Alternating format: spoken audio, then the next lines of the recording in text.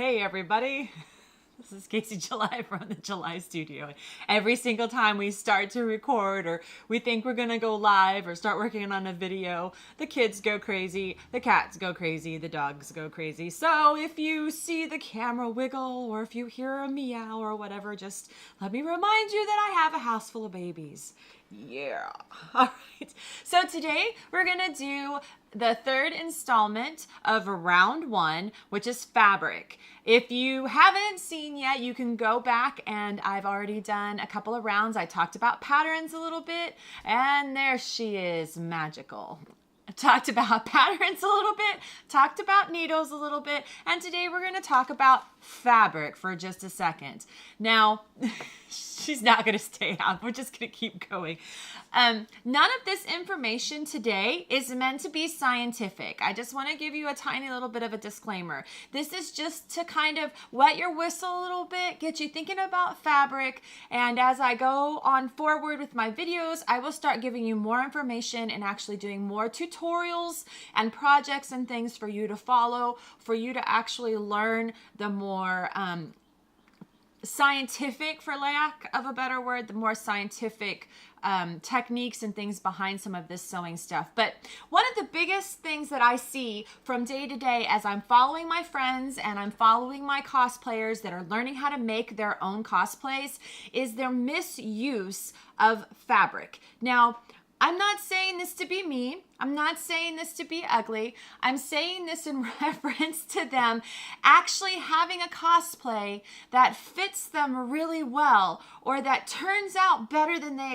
expected versus finishing a project, putting that cosplay on, putting that dress on, putting that skirt on, and or that bodysuit if you're trying to learn how to use spandex, and being like, why doesn't this fit right? I followed the directions. Why isn't this shaped right? Why isn't this laying right?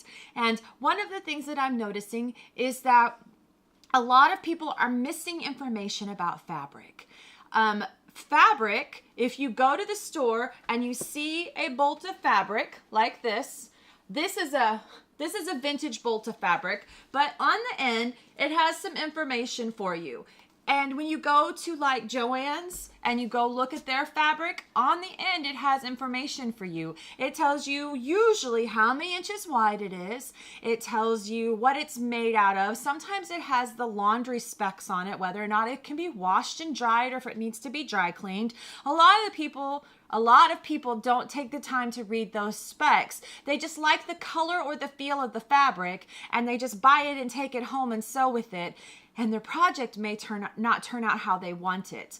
Another thing that happens all the time is this is a vintage pattern. If you turn it over on the back, it talks about the fabric. One of the things that it says is that you may need extra fabric to match plaid, stripes, or one-way designs.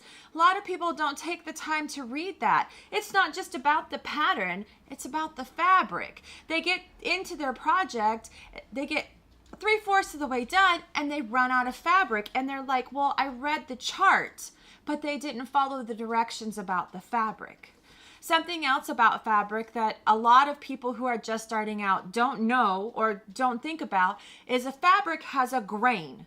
And like I said, this isn't scientific. This is just for an example. If you have a 4-way stretch, just like a 4-way stop in traffic, the fabric generally moves in 4 directions. You can pull it up and down, you can pull it left to right.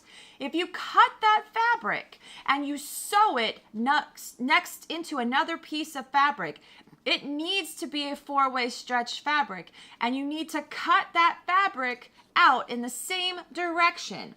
If you don't, you end up with a seam that looks like this. You have a 4-way stretch in one direction, you have a 4-way stretch in another direction, and let's say that this seam is at a waistline or a bust line. You get your cosplay on and it doesn't stretch right, it doesn't lay right, it doesn't fit right. And sometimes beginner seamstresses and sewists don't realize they turned the fabric the wrong way and they took the stretch out of the fabric simply by the way they had sewn the seam together and not turned the fabric in the right direction. A lot of the times patterns actually have arrows on them that show you which way to lay the pattern. You get your fabric all figured out and you lay the pattern right in the right direction. If you don't follow these directions, that's how you end up with a project that the seams are sewn together like this. One other quick thing. If you have a fabric that has a wide grain or the way that it's woven together, and you have a fabric that has a tight grain, and you sew these two together, this is what it looks like under a microscope. This is why if you put a pair of jeans, like jean fabric, up against chiffon or something that would feel like a wedding dress, it's why it's so hard to sew those two kinds of fabrics together, because you're taking something that has a super wide grain or a super tight grain and you're trying to sew those together. All right, guys, like I said, just a quick little tutorial, just a little information for you to think about. Go down below. Talk to me about some time that you've sewn something together that now you think maybe that was the problem. Did you finish a project and it didn't fit right even though you followed all the directions? Let me know down below. Talk to me about some of your sewing issues. Let me know what you want to hear more about and what you want to learn from the July Studio as we move into round 2, which will be some more detailed sewing tutorials. Make sure to like and comment and subscribe. Make sure to share and ding that bell and let me know that you want to see more of the sewing tutorials from the July Studio. And like I always say, take care of yourself, and I'll see you again soon. Bye!